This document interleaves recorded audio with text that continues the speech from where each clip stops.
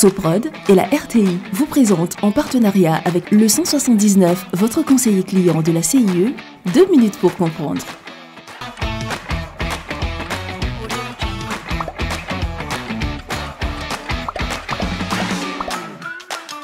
Bonjour, bienvenue dans 2 minutes pour comprendre, votre capsule quotidienne qui vous aide à comprendre comment fonctionne le monde qui nous entoure.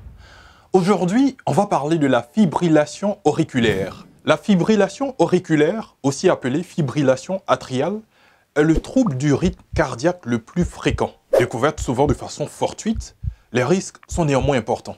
Ce trouble est favorisé par le vieillissement. Elle concerne plus de 10% des plus de 80 ans et par la présence d'une pathologie cardiaque, d'une hyperthyroïdie ou d'une obésité.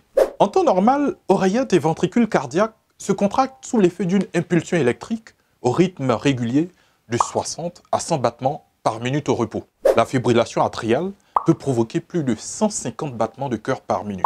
La fibrillation atriale se manifeste donc par des battements de cœur accélérés, des palpitations qui durent plusieurs heures, voire plus. D'autres symptômes peuvent être une sensation de serrement ou de pression dans la poitrine, la fatigue ou des difficultés respiratoires. Les troubles peuvent disparaître lorsque les crises aiguës se transforment en fibrillation atriale permanente. Sur la base des symptômes et d'un interrogatoire médical détaillé, le médecin peut soupçonner une fibrillation atriale. Le diagnostic est confirmé par un électrocardiogramme au repos et, si besoin, un électrocardiogramme de longue durée qui procédera à l'enregistrement du rythme cardiaque sur 24 heures. Le traitement va s'attaquer de front à la formation de caillots dans les oreillettes et à la régularisation du rythme cardiaque. Je vous donne rendez-vous demain à la même heure pour un nouveau numéro de 2 minutes pour comprendre. Soprod et la RTI, en partenariat avec le 179, votre conseiller clientèle de la CIE, vous ont présenté 2 minutes pour comprendre.